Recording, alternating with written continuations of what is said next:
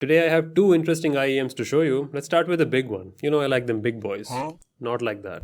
These are both from TRN and this one's called the WhaleShark. Kind of an ominous name, isn't it? Apparently it's one of their slightly higher end versions. We'll check it out. Just look at that dual layer design. Man, I've never seen one like that. If you have trypophobia, you're probably tripping right now. Otherwise, it should be pretty cool. Oh, these are heavy too. They feel like pebbles, like almost metal ball bearings in your hand. Real chunky monkeys. I like it. And from the looks of it, I think these nozzles are removable. Yeah, they are. So that means there are additional nozzles in the package. We'll check it out in a second. Wow, look at all those ear tip options. This storage system looks pretty nice, but it's kind of impractical to remove. Like, how do I even get them out of there? Oh, I guess I push it from the back. Pause. Material wise, I see memory foam, 2 sets of silicone tips, and 2 more sets of my favorite liquid silicone. One of them has a thicker, stiffer core, and the other one has a shorter one. But I honestly think they could have been a little bit softer, like this one from KZ. I think this is the best implementation of a liquid silicone tip I've seen. And the EPZ M100 that I commonly use are comparable to these, so it's good that they are available in the box. I'll just hook my own ear tips so that the stock ones remain intact. And in the box, you also get a pretty heavy, hard shell carrying case. And inside it is a stock cable, no unnecessary plastic. I like it. And as far as stock cables go, this one is pretty high quality. And in typical TRN fashion, the end is removable as you can see. And the connectors should be in this small box. Yes, they are, in these tiny little plastic bundles of joy. And here we also have the additional nozzles which we can check out.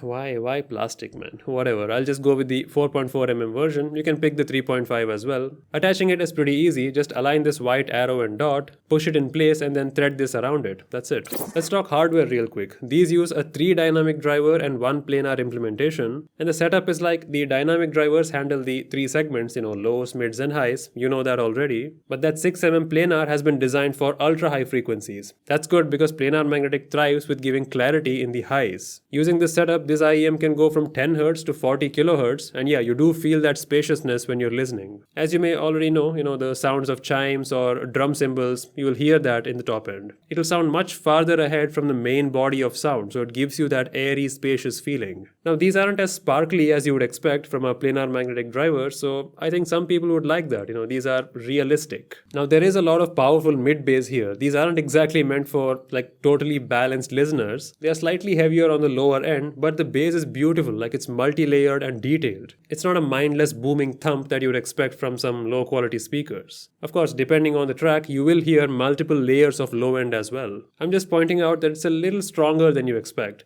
And actually, I think if the mid-bass was lowered a little bit, I think that would give a more perceived presence in the top end. And also because of that mid-bass, I didn't exactly enjoy these for like heavy metal tracks, which are violent, fast-paced. These actually feel a little crowded in those areas, which is unusual because I thought 10 to 40 kHz, they'll have plenty of space. But I don't know, maybe the mid-bass is like, powering it too much. And while these are good, I'm just telling you my preference that I don't enjoy too much mid-bass. I did think of comparing these to my usual IEMs, the Tangent Force, but then I thought it's not really like fair because these are half the price of those. And actually on that note, these sound really good for the price. Especially if you compare other options in the price like the, let's say the SimGoat Supermix 4, which is one of my favorites in that area. These would be considered like a step up or maybe a better approach or a more entertaining approach because the Supermix 4 is essentially Harman, right? This one deviates from that a little bit, so in case you're looking for that variety, these are better. And these also cover a much wider frequency range, so spaciousness and airiness is better over here. It all depends on your preference. I think you know that.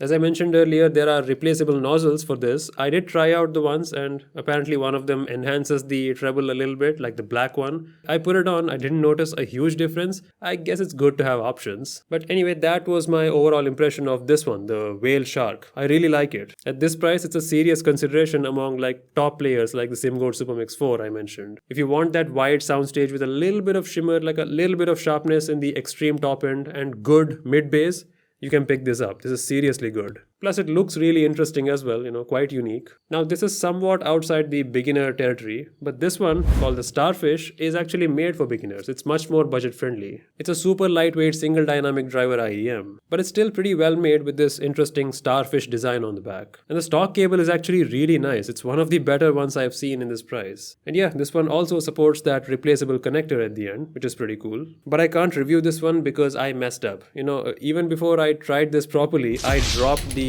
right side earphone and something broke inside. Like, I think you can hear that. it rattles a little bit. I think the driver assembly came loose. It kind of sucks. Like, I've never had accidents with my IEMs before. I have dropped my other IEMs once in a while. Accidents happen, but none of them have, suffered this catastrophic failure like this. I wasn't trying to like durability test IEMs. They are not supposed to be dropped, but things happen. This one doesn't work properly now, so I can't review this. I'm sorry, it's my bad. But I guess this is a reminder that especially if you have a budget IEM with a plastic body, don't drop it. Because I've dropped these, the Tangent Force IEM, several times, but these have a solid metal body, so nothing happened. I mean, yeah, I know, that sucks. It's completely my mistake. I'm not making any excuses. It just sucks that I couldn't even try these properly to tell you how they sound properly. I mean, I tried partially from one side, but obviously it's not good enough to give you a recommendation or not. But I just wanted to show you that there is this cool design option available. I suppose I could use this cable as a spare if I need it somewhere. I'm just coping at this point. Anyway, that's all I have for you. I'm just gonna go and cry in the corner. Meanwhile, you can check these out. I'll link them in the description. And you can actually pick up the WhaleShark from me if you wish. I suggest you get that discount from me before I drop this one as well.